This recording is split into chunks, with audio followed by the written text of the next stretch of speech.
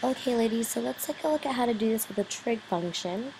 And this says I need to find y equals f of x with the initial condition f of 3 equals 2 and the given derivative. So first step is to always get our x's on one side and our y's on the other side.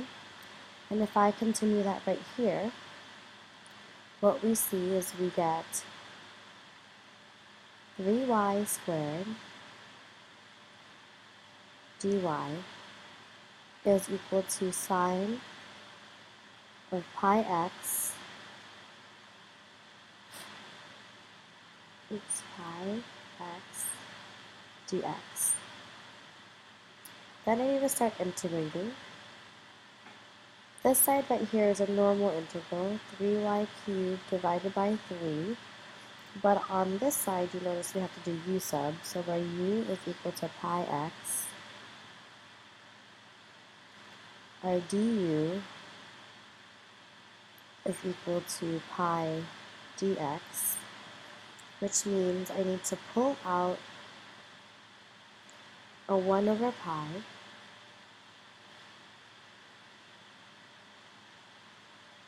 and then I take the integral, which is cosine, but I know it's negative. Then I stick our u back in, plus c, right? So I've done the integral. What I'm going to do is I'm going to simplify this so it's written a little nicer. And we get this canceling to get y cubed is equal to negative 1 over pi cosine of pi x plus c. Step 3 says I need to plug in my initial conditions to find c. So I'm going to plug into my y and plug into my x. And according to this, our y was 2. So 2 to the third is 8. To negative 1 over pi cosine of our x was 3. So I get 3 pi plus c. Well, the cosine of 3 pi is negative 1, so I'm going to plug that in, and I get 8 is equal to negative 1 over pi times negative 1 plus c, which means our pluses cancel, and to move everything to the other side, I end up getting 8c is equal to 8 minus 1 over pi. So this is our c value. What I'm going to do is I'm going to plug it back into this equation up here so we can get rid of our c. So what we end up getting is y cubed is equal to negative 1 over pi cosine of pi x plus 8 minus 1 over pi. And our last step, it's 1 over pi over here. And our last step is to get y by itself. So I cube root this, which means I gotta cube root this whole thing here. And our final answer is y is equal to the cube root of negative 1 over pi cosine of pi x plus 8 minus 1 over pi. And there you go. Okay, so let's do one last sample problem together. And it says, given h is equal to 16 and time t equals 0, where h is the height in inches and water is in a container, and t is the time in minutes, solve the differential equation dh dt equals negative radical h over 2 for h as a function of t. So it's written a little differently, but we see that we have conditions here. When t is equal to 0, h has to be equal to 16. We also see I need this to say h equals something t, because it says h as a function of t. Then we have our equation up here, so just let's get them.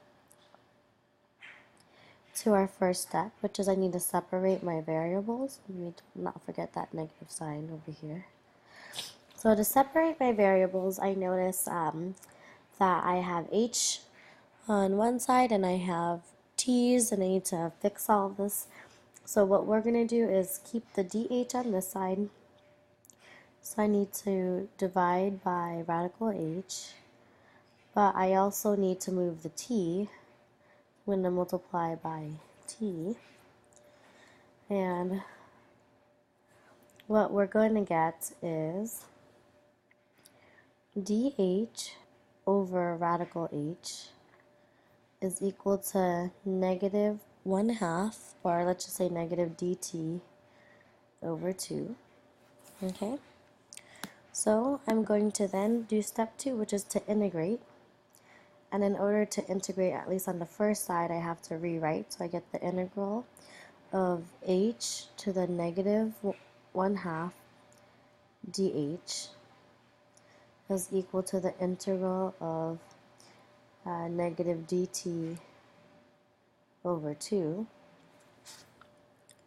And if we do this, we get h to the 1/2, since I add 1, times 2, because I multiply the reciprocal, is equal to negative 1/2.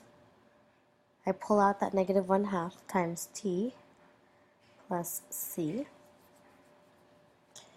I'm going to then plug in our initial conditions. When t is equal to 0, h has to equal 16. So here I get 2. Power of 1/2 is the square root. 2 times the square root of 16 is equal to negative 1/2 times 0 plus c. We notice this cancels out, and this gives me 2 times 4, which is equal to 8. So our c has to equal 8.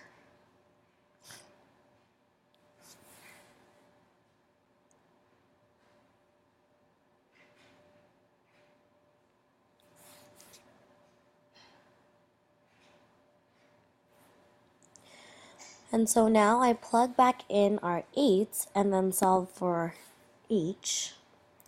So we had 2 radical h was equal to negative 1/2 t plus 8. To get rid of that 2, I need to divide by 2.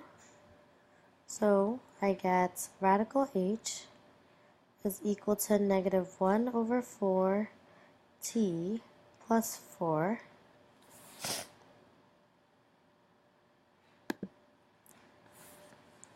And then the last step is to square both sides.